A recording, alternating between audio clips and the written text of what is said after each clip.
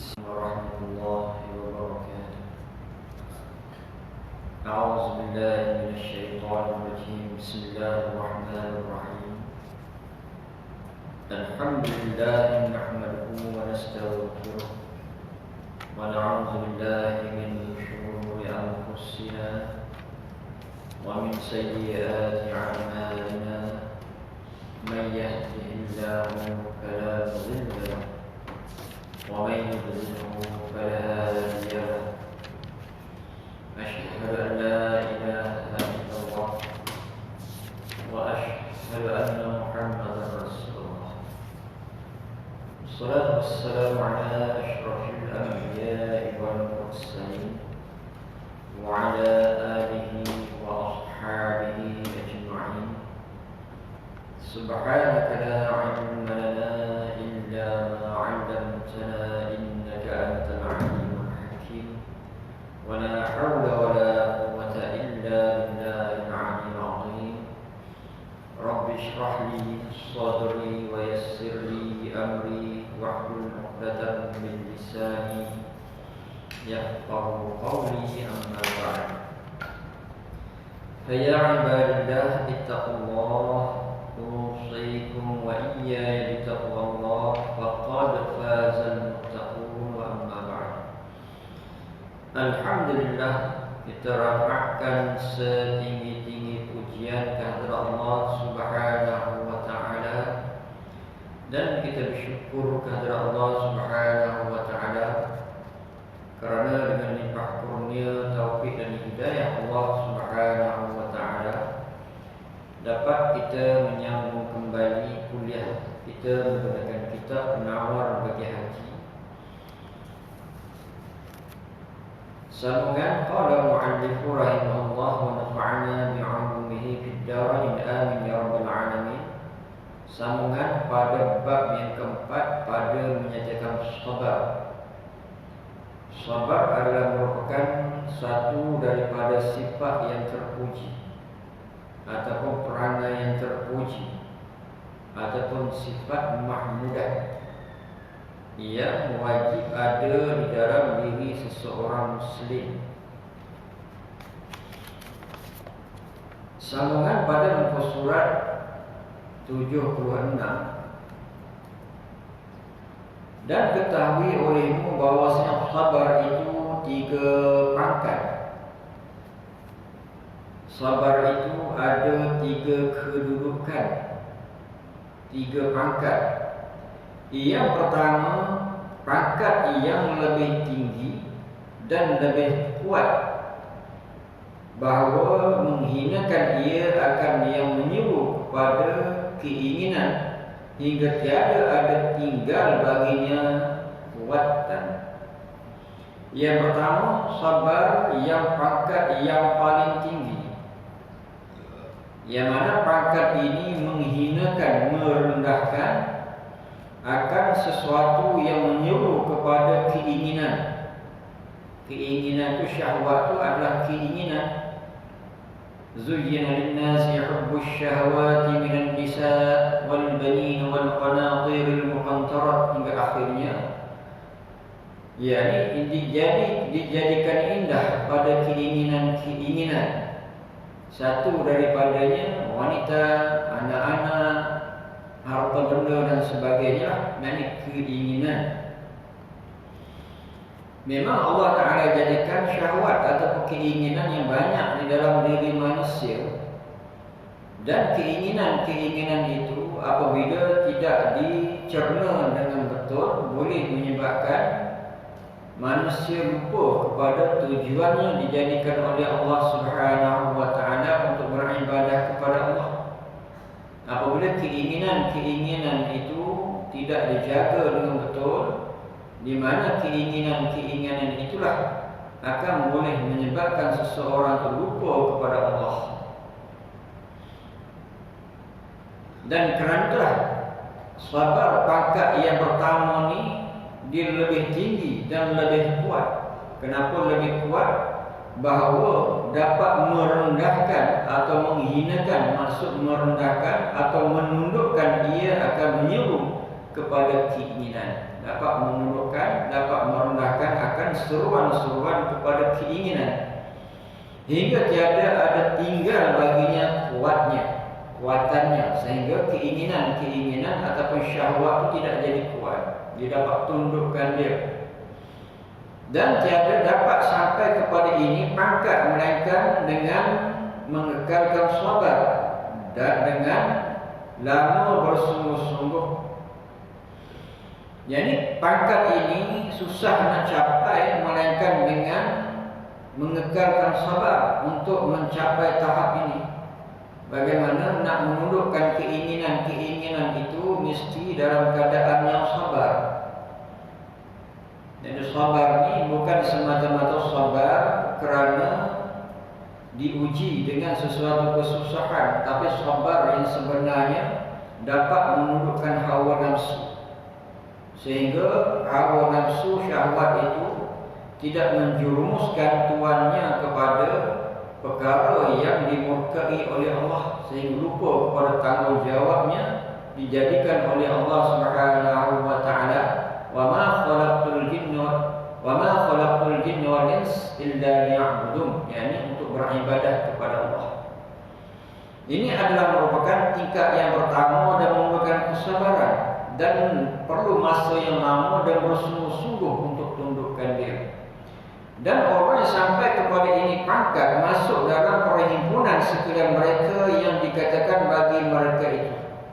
Orang yang duduk peringkat ini, dia akan masuk dalam satu kelompok orang yang disebut oleh Allah Subhanahu wa taala. Tentang peringkat yang pertama ini, dia akan masuk dalam kelompok orang yang disebut oleh Allah Subhanahu wa taala. Yani firman Allah Subhanahu wa taala, innal ladzina qalu rabbuna Allah tsumma istaqamu fala khaufun 'alaihim wa la hum yahzanun. Yang maksudnya bahawasanya mereka yang berkata Tuhan kami Allah, artinya mengesakan mereka itu akan Allah Ta'ala,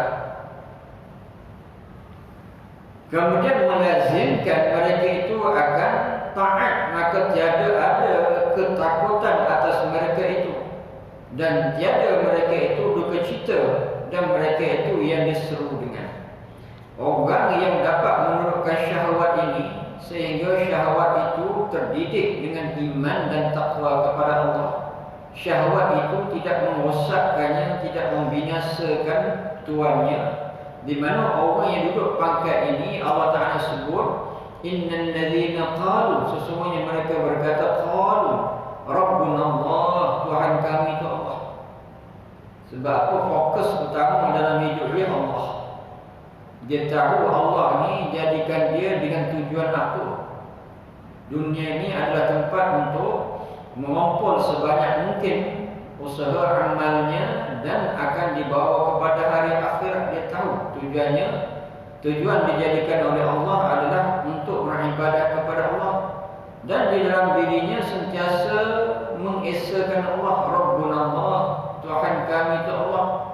Dan Allah ni memiliki sifat tunggal. Zat Allah adalah zat yang tunggal, yang esa, sifat yang esa, dan semua sifat-sifat Allah itu adalah tunggal ataupun esa. Allah Ta'ala bersifat dengan wahdaniyah, dan semua sifat Allah itu wahdaniyah. Jadi dia faham tentang kedudukan Allah Subhanahu wa Ta'ala ni. Orang macam ni, dia bukan semata-mata dia berkata, tapi keimanan itulah yang melahirkan kata-kata qalu. Mereka berkata Rabbuna Allah, Tuhan kami itu Allah, pastinya. Summa istaqamu, kemudian mereka istiqamah, melazimkan dalam keadaan istiqamah beriman kepada Allah.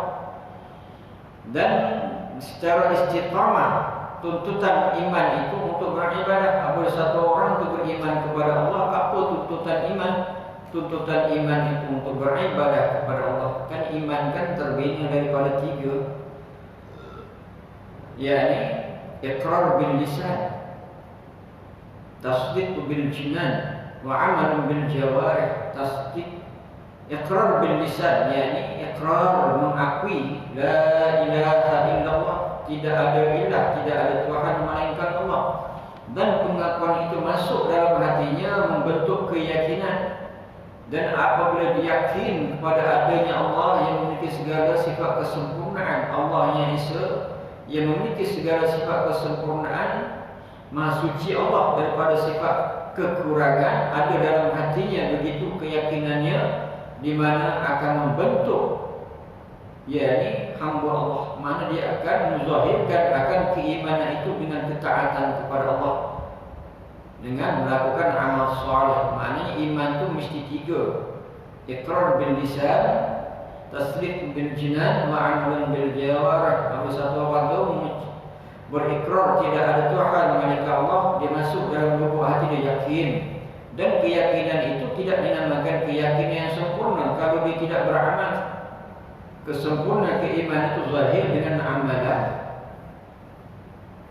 Jadi panggil amal bil jawarih, yakni dengan perbuatan dia, ataupun amal bil arkan, dengan anggota-anggotanya seperti sembahyang, puasa dan sebagainya.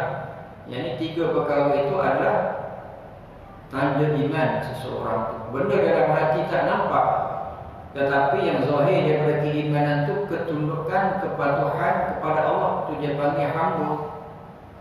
Ibad itu maknanya zahirnya dengan mematuhi perintah Allah, ta'abbud.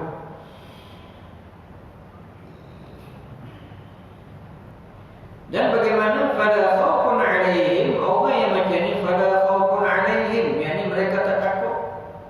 Apa dalam lubuk hati mereka itu keimanan dan zahir dengan perbuatan amalnya, fala khaufun 'alaihim, dan mereka tak takut, wala hum yahzanun, dan mereka tidak sedih.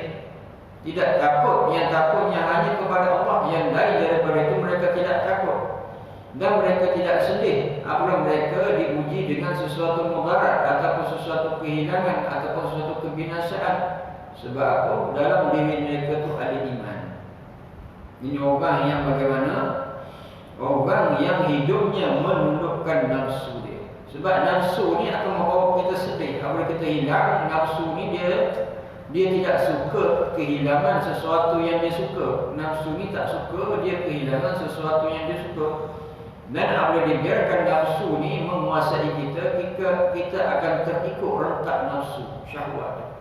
Jadi kalah, jadi sedih. Sesuatu kehilangan kita akan sedih, sehingga kadang-kadang hilang pertimbangan diri. Mana terzahirlah yang dia ni sebenarnya tidak kuat imannya.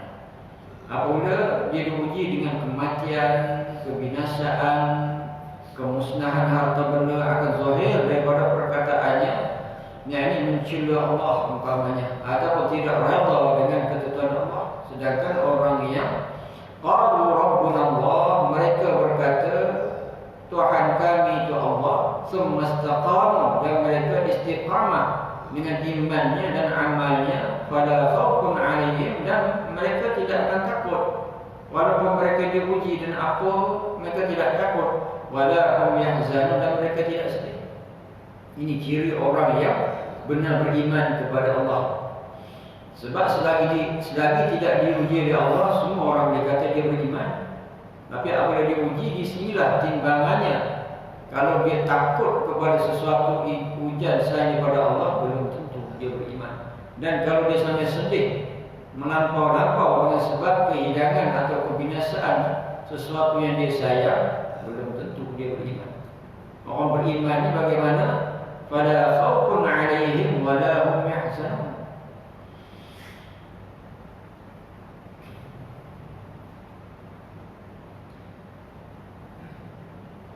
Dan mereka itu yang disuruh dengan ya ayyuhan nafsul mutmainnah irji'i ila rabbiki radiyatan mardiyah. Ni orang yang beriman. Bagaimana keadaan dalam diri dia? Hai yang mana-mana ruh yang sentosa, yang tenang, kembali olehmu kepada Tuhan engkau pada ketika engkau redha dengan pahala, lagi diradai pada sisi Allah Ta'ala dengan sebab amal engkau. Ini suruh adalah yang pada ketika mati, adapun pada hari kiamat, maka disuruhkan fadkhuli fi ibadi wadkhuli jannati.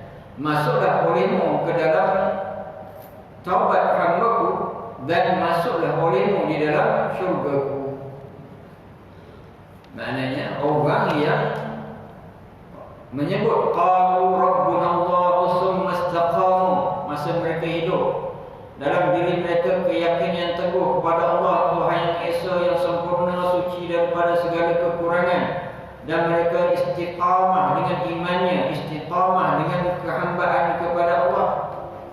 Dalam dunia dulu mereka diuji dengan berbagai-bagai ujian, tapi mereka tidak takut dan mereka tidak sedih dengan kehilangan dan kebinasaan terhadap perkara atau benda yang mereka sayang, di mana dalam diri mereka ini memiliki jiwa yang tenang. Ya ayyatuhan nafsul mutmainnah, ya ini jiwa yang tenang. Apabila disuruh kepada mereka, wahai jiwa yang tenang, roh yang tenang, kembali olehmu kepada Tuhan kau pada ketika kau reda dengan pahala lagi diredai pada sisi Allah Ta'ala dengan sebab amal kau. Ini seluruh adalah dia pada ketika mati. Pada mati ni, pada permulaan mati ni, dia dah nampak dah ke mana dia nak pergi. Ini seruan ni orang yang dia ni qalu rabbuna Allah. Ini orang yang masa hidup dia benar-benar dia berkata tu Allah Tuhan kami, makna bukan setakat kata iqrar bil lisan, tasdiq bil jinan wa amalun bil jawarih. Dan bagaimana summa istaqamu, kena mereka istiqamah, melazimkan dengan iman itu dan melazimkan dengan amal-amal yang saleh. Dia tahu tujuan Allah Ta'ala jadikan untuk beribadah. Dunia ni tempat sementara, tempat untuk mengumpul bekal. Dunia mazra'atul akhirah, dia faham. Dan bagaimana apabila dia nak mati, dalam keadaan dia mati ni bagaimana dia nampak dah, ya ayyuhan nafsul mutmainnah, ada seruan dah. Dia dah gembira dah. Dia seru, wahai nafsu yang tenang, irji'i ila rabbiki radiyatan mardiyah. Nah, ini kembalilah kepada Tuhan kau dengan keadaan kau redha terhadap pahala Allah dan Allah Ta'ala redha terhadap masih hidup ni. Maknanya di waktu mati, di waktu dia nak mati, dia tahu dah itu seruan-seruan orang yang hidup mereka beriman dengan Allah dengan sempurna dan beramal kepada Allah, sebab dia tahu dia hamba Allah. Ini saat nak mati ni. Ini yang kita nak. Mutmainnah, nafsul mutmainnah, di mana ini adalah merupakan peringkat wali yang kecil lah, wali mula-mula, wali permulaan. Siapa duduk tingkat ini dah cukup dah bagi dia. Duduk peringkat ini, mutmainnah pun sudah cukup dah. Kalau dia duduk dah duduk sampai tahap itu, di mana kalau dia mati pun dah bagus. Kita jangan kira nak sampai radiyah, mardiyah, kamaliyah yang tinggi lagi. Duduk sampai peringkat ini pun sudah cukup. Bagaimana nak duduk sampai duduk peringkat ini? Tengok masa hidup dia bagaimana. Khaufun alaihim wa la hum yahzanun. Orang macam ni dia tak takut apa-apa pun. Yang dia takut kepada Allah dan dia tidak sedih kalau dia diuji dengan berbagai ujian. Ini ada dua ini. Orang tu betul beriman kepada Allah dan dia istiqamah dengan iman dan amal dia, dan zahirah daripadanya adalah tidak takut selain daripada Allah. Dan mereka tidak sedih apabila diuji dengan sesuatu ujian daripada Allah. Ini jiwa yang tenang. Dapat tahap ini dah cukup dah. Kalau kita duduk tahap ini, mati dah okey dah. Mati dah okey dah. Tapi kalau kita rasa mati nanti anak kita macam mana, isteri kita kahwin lagi, ini tak tenang lagi. Belum. Masih kita takut anak kita tak makan, seolah-olah Ta'ala tu, seolah kita yang memberi makan minum kepada anak kita, bukan Allah Ta'ala. Kalau tahap itu kita ada, belum lagi mutmainnah. Ni masih kita ni hanya perwatakan zahir mungkin, tetapi diri dalam kita tu masih takut selain daripada Allah. Takut kemiskinan, takut kepapaan, takut kebuluran, takut, semua takut. Dan sedih nak tinggal harta benda, sedih nak tinggal pangkat dan sebagainya. So olah-olah tak ada lah qalu rabbuna Allah. Mereka berkata Tuhan kami Allah. Tuhan tu apa? Tuhan tu yang menguasai, yang mencipta, yang mentadbir itu Tuhan. Yang menguruskan, memberi rezeki itu Tuhan. Yang menghidupkan, yang mematikan Tuhan.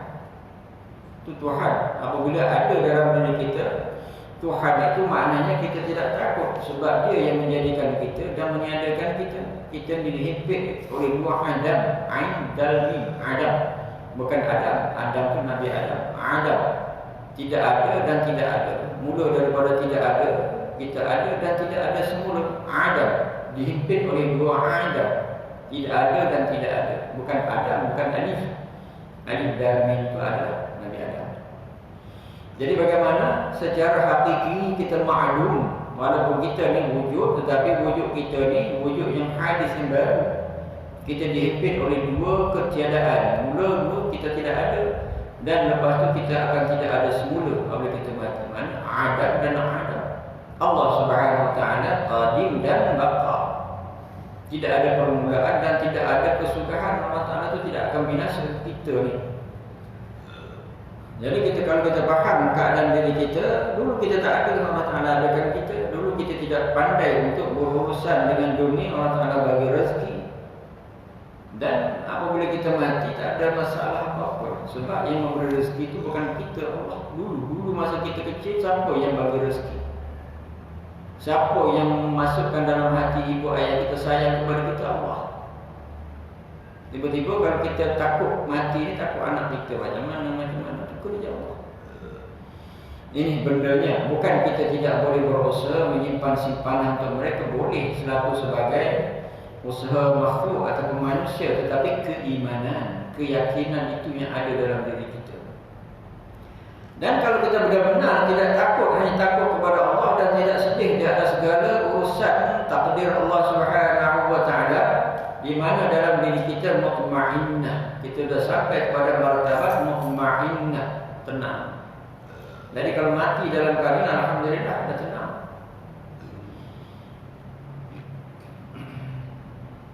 Jadi bagaimana apabila orang tu dalam keadaan dia memiliki nafsu mutmainnah ini, di mana dia dalam, kalau nak mati dalam keadaan sakarat ni, dia tahu dah tempat mana dia nak pergi. Irji'i ila rabbiki radiyatan maradiyah. Kembalilah kepada Tuhan kau untuk mendapat pahala. Dalam keadaan kau redha, radiyah itu redha terhadap apa yang dia usahakan, dan Allah Ta'ala redha untuk menerima orang tu. Sebab dalam keadaan apa? Dia akan masuk dalam kelompok hamba-hambanya yang Allah Subhanahu Wa Ta'ala beri keampunan dan beri rezeki yang banyak. Redha, Allah Ta'ala dah redha lah. Dia redha nak jumpa Allah, nak dapat pahala daripada Allah, dan juga Allah Ta'ala redha nak jumpa dia. Sebab dia ni adalah merupakan orang taat kepada Allah.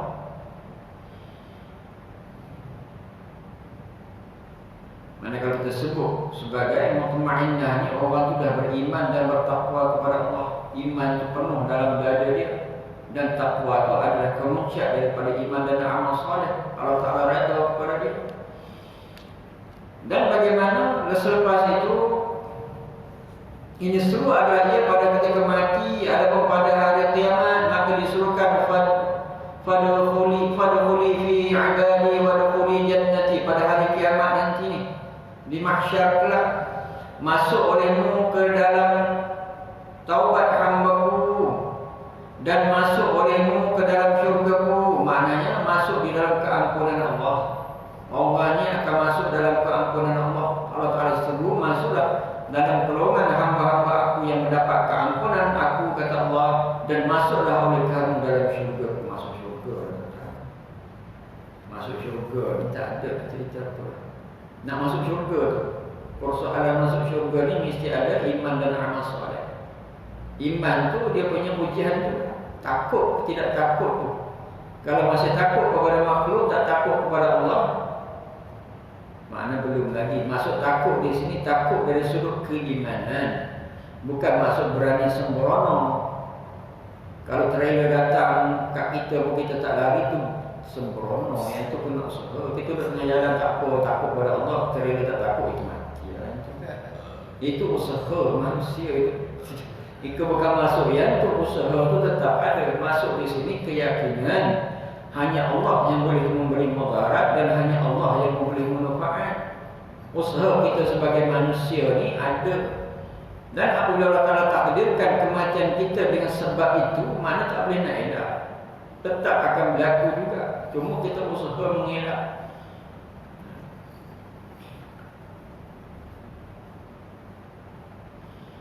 Dan di hari kiamat kelak, fadkhuli fi ibadi wadkhuli jannati, masuk dalam kelompok hamba-Ku yang Allah Taala ampun, hamba-hamba Allah yang diberi keampunan. Kenapa tuan-tuan? Manusia ni memang dia dipenuhi dengan dosa. Nabi SAW tu sebab Allah Taala remote dia, jaga, maksum, jadi tak adalah dosa. Selain para Nabi itu semua terlibat dalam dosa, banyak tapi sedikit. Para sahabat, para wali Allah ada dosa tapi sedikit lah. Nak banding dengan orang awam tetap juga. Dan kita nak banding kepada Allah memang tak boleh ada dosa. Orang yang takut kepada Allah, yang beriman dan beramal soleh, Allah Ta'ala akan ampunkan dosa dia. Sebab usaha dia menjaga keimanan dan usaha dia untuk beramal soleh, Allah Ta'ala akan ampun. Allah Ta'ala sebut, Inna Allah la yaghfiru an yushraka bihi wa yaghfiru ma duna dzalika liman yasha. Allah Ta'ala tak akan ampunkan dosa orang syirik kepada Allah. Dia mati dalam keadaan syirik, tak bertaubat, Allah Ta'ala tak akan ampun. Dan Allah Ta'ala akan ampun dosa selain daripada syirik. Maknanya hamba-hamba Allah tetap akan kembali kepada Allah, bawa dosa. Cuma masa dia hidup dia kena usaha bertaubat. Dengan sebab kemurahan Allah Subhanahu Wa Taala, usaha iman, usaha amal soleh, yang mana Allah Subhanahu Wa Taala akan letakkan dia bersama hamba-hambanya yang diampunkan oleh Allah. Jadi kita kena sentiasa melazimi taubat kepada Allah, bertaubat kepada Allah. Nabi SAW istighfar 100 kali, ada riwayat ada kata 70 kali. Sedangkan Nabi itu maksum. Tengok ibadah Rasulullah sampai bengkak kaki, apakah sikit dia punya ibadah? Banyak, dan dia maksum. Tetapi sebab apa? Sebab menunjukkan sifat ta'abbudi, kehambaan, mensyukuri akan nikmat Allah. Nikmat dijadikan oleh Allah, nikmat dipilih sebagai Rasul, nikmat. Dan yang kedua, pangkat yang lebih rendah. Dia pangkat yang kedua ni pangkat yang lebih rendah. Dia ada 3 pangkat.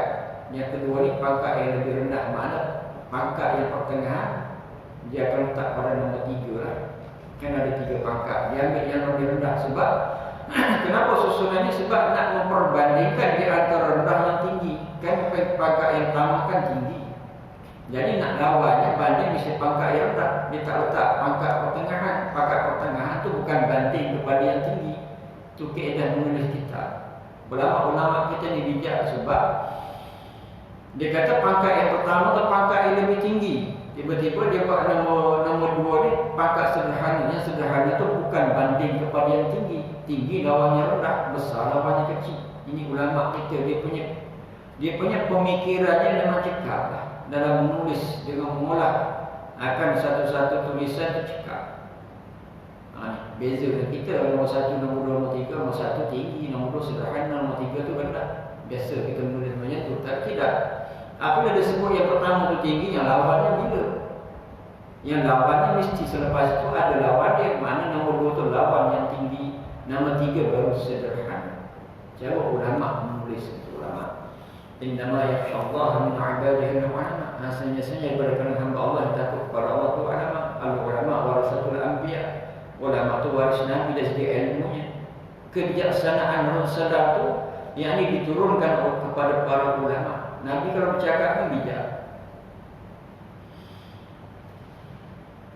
Yang kedua, pangkat yang lebih rendah, iaitu bahawa kuat oleh yang menyuruh kepada keinginan nafsu. Yang lebih rendah. Yang kedua ni yang rendah, dia kata ianya lebih menyuruh kepada kuat kepada keinginan. Kalah dia ada keinginan, syahwat dia kalah. Dia kalah dengan syahwat. Dan kalah oleh yang menyuruh kepada agama dan menang oleh hawa nafsu. Yang seru kepada agama kalah. Apa yang seru kepada agama? Iman. Iman seru kepada agama, dan iman tu kalah. Dan menang oleh hawa nafsu. Hawa nafsu seru kepada perkara yang jahat saja. Anna nafsa la ammaratun bisu. Nafsu tu sentiasa menyuruh kepada kejahatan. Maknanya iman kalah, yang menang akan nafsu. Dalam diri kita ni ada 2 perlawanan, iman dan juga nafsu. Dan nafsu ni ada dia punya rakan, yang syaitan. Syaitan itulah yang akan membantu nafsu. dan menyeru diri oleh hati itu kepada tentera syaitan. Dan hati itu dah kalah. Hati ini dua tempat. Hati ini satu tempat yang berebut antara iman, petunjuk daripada Allah, dan juga nafsu. Dan apabila iman itu kalah, nafsu akan terarah kepada hasukan syaitan. Fa'alhamaha fujuraha wa taqwaha. Kan diilhamkan dalam hati itu, yakni fujur dan taqwa.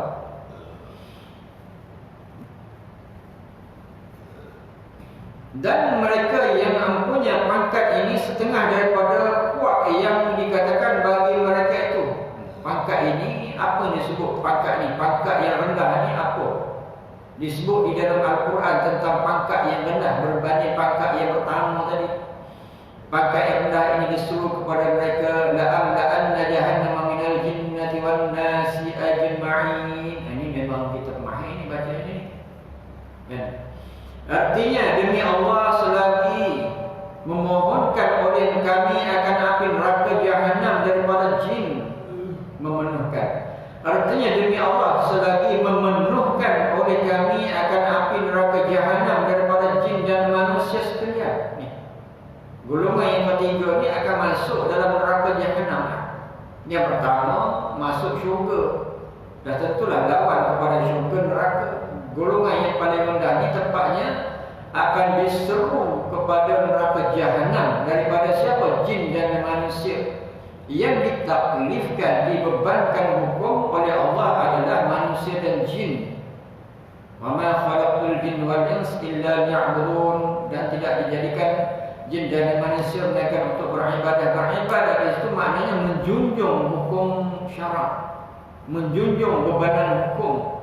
Mana apa hukumnya? Hukum perbuatan mukallafnya, hukumnya apa? Haram, makruh, wajib, sunat, harus. Itu adalah hukum kepada setiap perbuatan mukallaf.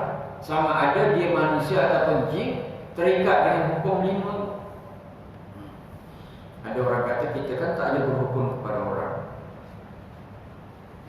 Macam mana kita tak boleh berhukum kepada orang? Hukum perbuatan itu macam mana? Ada orang katakan kita tak baik berhukum kepada orang. Hukum perbuatan itu kan ada hukum haram, ada hukum makruh, ada hukum yang wajib, ada hukum yang sunat, ada hukum yang harus hukum. Kenapa kita tak ada hukum kepada orang? Memang ada hukum. Sembahyang fardu 5 waktu itu adalah hukumnya wajib kepada mereka yang mukallaf, kan hukum wajib. Dan sesiapa yang meninggalkan solat 5 waktu sedangkan dia ni orang yang mukallaf, maknanya perbuatan itu haram, berdosa, kan hukum. Yang kita tak berhukumnya ke syurga ke neraka itu bukan kerja kita. Itu kerja Allah. Hukum perbuatan itu memang ada. Yang wajib, yang haram, yang haram. Minum arak itu hukumnya apa? Haram. Dan haram ni dari segi hukumnya membawa kepada neraka Allah. Cuma Allah Ta'ala nak masukkan neraka ataupun tidak itu kerja Allah. Yang tu kita tak hukumnya tu. Hukum kepada perbuatan mukallaf memang kena hukum.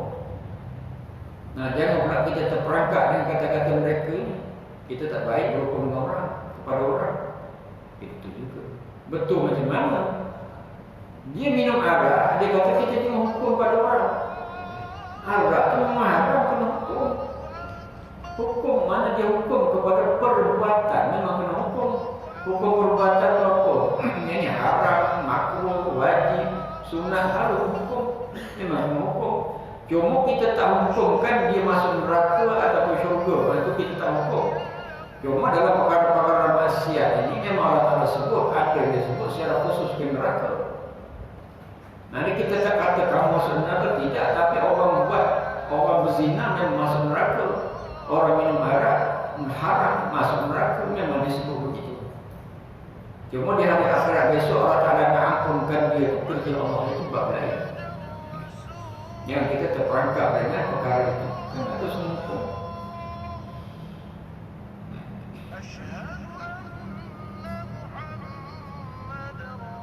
Kita ulang. Dan demi Allah, selagi memenuhkan oleh kami akan api neraka jahanam daripada jin dan manusia sekalian. Ni golongan yang rendah ni, golongan yang ikut hawa nafsu ni. La'amla'anna jahannama minal jinnati wan nasi ajma'in. Demi selagi memenuhkan oleh kami akan api neraka jahanam daripada jin dan manusia sekalian. Yaumanya ikut hawa nafsu ni. Orang terkalah dengan hawa nafsu, dia tunduk dengan syahwat dia, tempatnya adalah neraka jahanam. Dan ada bagi orang yang pada pangkat ini dua alamat, ada dua tanda pangkat ni. Pangkat yang paling rendahnya ada dua tanda. Alamat tanda, alamat address. Itu alamat address tanda. Alamat itu tanda bahasa Arab. Salah satu daripada keduanya baru berkata, ya aku ingin akan taubat, tetapi teruzur, tidak berdaya atas aku. Teruzur itu tidak berdaya atas aku. Maka tiada lobo, tiada keinginan aku padanya. Maka orang ini yang putus asa lagi yang binasa. Orang yang tanda orang yang dia akan masuk neraka ni, dia tunduk dengan hawa nafsu ni, dia tidak ingin nak bertaubat. Dia tahu dosa itu salah, maksiat itu salah, tapi dia rasa saya nak bertaubat tapi tak terdaya nak bertaubat. Macam mana tak terdaya? Maksiat terdaya buat, apakah taubat tak terdaya buat? Satu orang dia suka buat maksiat, tiba-tiba dia kata saya tak terdaya, tak kuasa saya nak bertaubat, tak mampu nak bertaubat. Maknanya itu alasan dia, seolah-olah umpama dia terputus asa daripada rahmat Allah.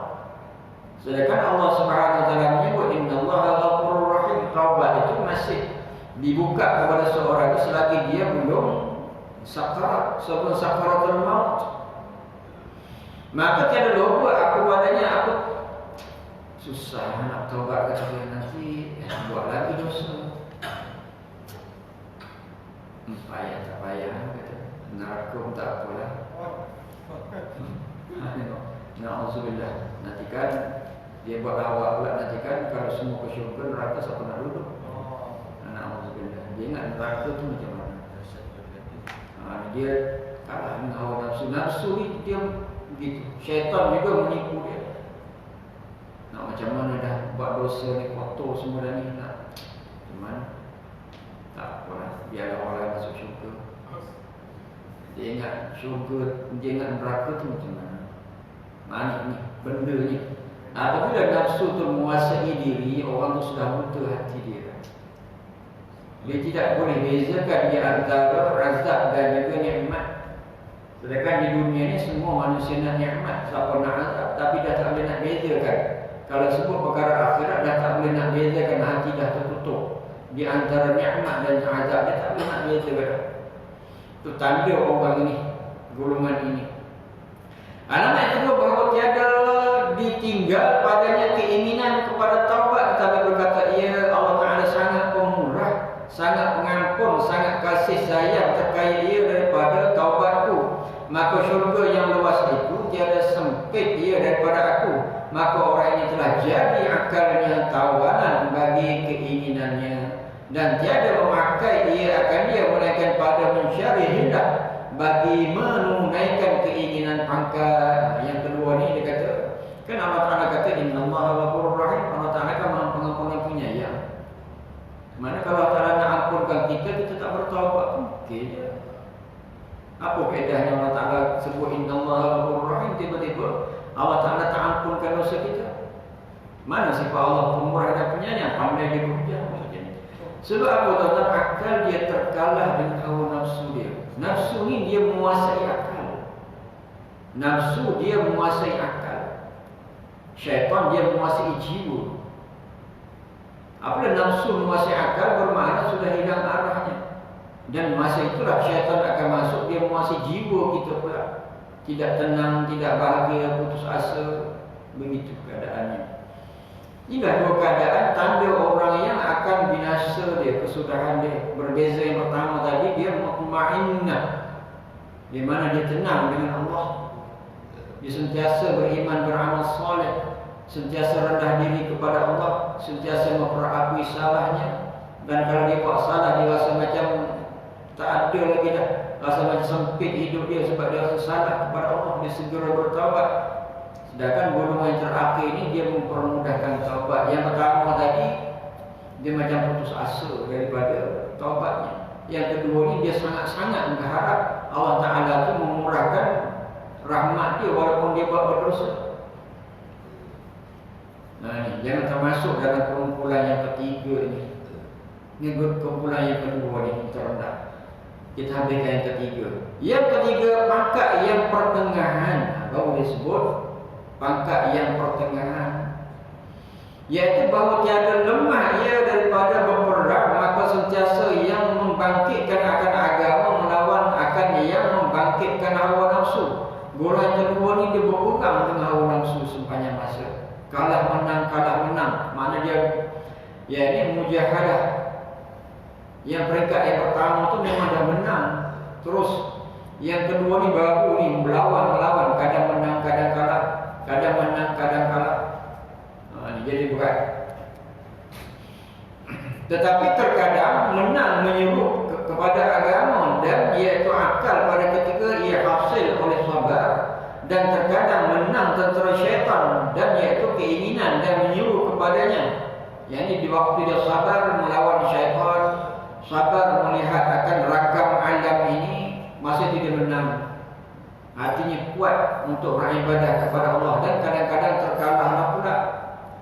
Jadi dia menang dan kalah golongan yang kedua.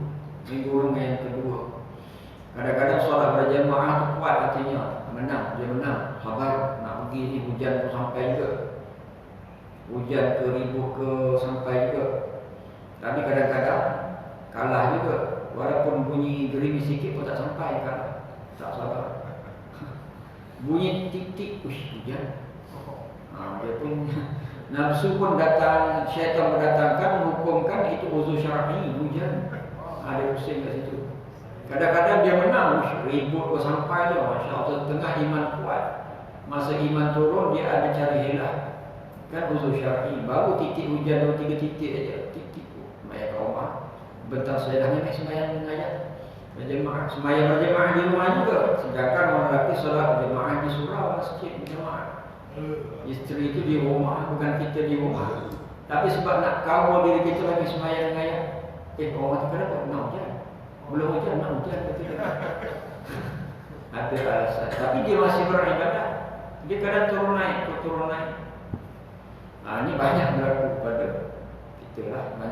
Banyak hilah dalam diri kita tu. Hilah ni. Tapi dia ni tak melakukan benda-benda yang besar lah kesalahannya. Tapi dalam untuk meningkatkan keimanan, meningkatkan amal soleh itu kadang-kadang terkalah. Ada kuliah sakit kepala, ada kuliah pun sakit kepala, makan Panadol sikit, selimut tebal-tebal. Tapi lepas kuliah sihat. Tengok pukul 10 tercegah minum kopi tepi. Tadi kenapa tadi? Boleh jadi macam benda ni berlaku kepada kita. Inilah maknanya peringkat yang kedua ni dia kena sabar melawannya, kena betul-betul lawannya. Kalau dia tidak lawan, dia akan turun pada peringkat yang rendah tadi. Kena lawan sungguh-sungguh. Walaupun hati tak suka, walaupun macam mana sakit kepala pun nak pergi juga ni. Lama-lama dia akan jadi manis beribadah kepada Allah, jadi tenang. Kena sabar lawan. Kalau kita tak lawan, kita tak akan jadi dapat kemanisannya. Apabila kita dah mampu mengontrol nafsu kita, mengawal syahwat kita setiap masa dalam diri kita tu untuk beribadah kepada Allah. Hujan ke, ribut ke, apa ke, Allah Ta'ala senang dorongkan dia untuk beribadah kepada Allah. Kalau kita dah biasa istiqamah tu fastaqim. Kan fastaqim dulu kan ada kan fastaqim kan. Ini orang yang semua istaqam, orang yang dia istiqamah. Ini dia orang istiqamah, sampai sahab istiqamah, Allah Subhanahu wa taala akan tolong dia. Dan iaitu akal pada ketika itu hasil oleh sabar, dan terkadang menang tentera syaitan, dan iaitu keinginan dan yang menyuruh kepadanya, dan pada ketika itu telah luput oleh sabar, dan orang yang ada pada ini pangkat masuk dalam kuat yang bersungguh-sungguh. Maknanya kalau dalam keadaan dia kuat, mana sabar menguasai dia. Dalam keadaan dia kalah kepada syaitan nafsu, maknanya sabar hilang daripada dia. Sabar di sini bukan sabar menahan diri pada marah semata-mata, tapi sabar untuk menjalankan suruhan Allah. Sabar. Nak bangun malam kena sabar. Dah elok dah kunci jam, bangun jam titik-titik. Masa dia tak sabar untuk beribadah kepada Allah tu, dia nantilah kejap lagi, tutup jam kejap. Kejap, azan subuh dah Allah kata dia. Tapi tak apalah, ada niat kan, pahala niat, makan pahala niat. Makan pahala niat. Okey juga tuan-tuan, jangan tak ada niatnya adalah besar dia punya. Maqasidnya, tujuannya besar. Kita sentiasa mesti ada niat dalam diri kita untuk beribadah kepada Allah. Contohnya sekarang kita niat nak solat isyak pada jemaah, niat. Lepas tu kita tidur, kita niat untuk bangkit solat malam, niat. Walaupun kita tak bangun, tapi kita ada niat. Niat tu dah berpahala. Kadang-kadang nak bangkit malam tu 2 tahun punya niat tu. 2 tahun punya pertigaan latar bawah, tapi 2 tahun tak jadi juga. Tahun yang ketiga barulah dapat. Tapi niat, makan pahala niat 2 tahun. Bonus. Betul tu, memang betul. Kita tengok dalam Syarah Bahrul Mazi. Dalam hadis syarah bagi Imam Tirmizi Bahrul Mazi, sebab niat tu besar dia punya kedudukannya. Jangan tak niat. Sentiasa dalam diri kita niat untuk beribadah kepada Allah. Mesti niat. Nak bangun subuh, niat nak bangun subuh besok. Malam ni kita tidur, niat nak bangkit malam, niat. Kita hidup dengan niat untuk buat kebajikan. Lepas tu subuh pula kita niat nak solat Zuhur berjemaah pula. Kita niat pula kita nak berpuasa Isnin Khamis, niat, mesti nak ada niat. Kita niat kalau kita ada duit kaya, kita nak bersedekah, niat, mesti nak niat. Jangan niat nak buat maksiat. Kalau ada duit banyak, cari awet ramai-ramai, itu haram. Malah haram, benda yang haram tak boleh. Hingga pangkat yang kedua ni bagaimana? Salatu amalan salihan wa akhara sayyi'an 'asa Allah an yatuba 'alaihim. Artinya yang mencampur oleh mereka itu akan amal yang baik dan yang lain yang jahat-jahat, mudah-mudahan menerima Allah Ta'ala akan taubat ni. Taubat yang golongan sederhana ni, pertengahan ni, kadang dia buat baik, kadang terjerumus kepada jahat, tapi dalam diri dia nak baik je. Nah, penting dalam diri kita nak baik dan kita memperakui kita banyak salah. Jangan jadi golongan ketiga dia tak akui dia salah dan mempermudah-mudahkan dengan dosa. Dia mempermainkan ayat Allah. Kononnya innallaha ghafurur rahim, tak payah bertaubat. Itu mempermainkan ayat Allah. Golongan kedua ni dia tergelam di antara kadang taat kepada Allah kuat-kuat, kadang dia jatuh kepada maksiat kepada Allah, tapi dalam diri dia sentiasa merendah diri kepada Allah, sentiasa memperakui dia salah, sentiasa dia bertaubat kepada Allah, masih ada di situ.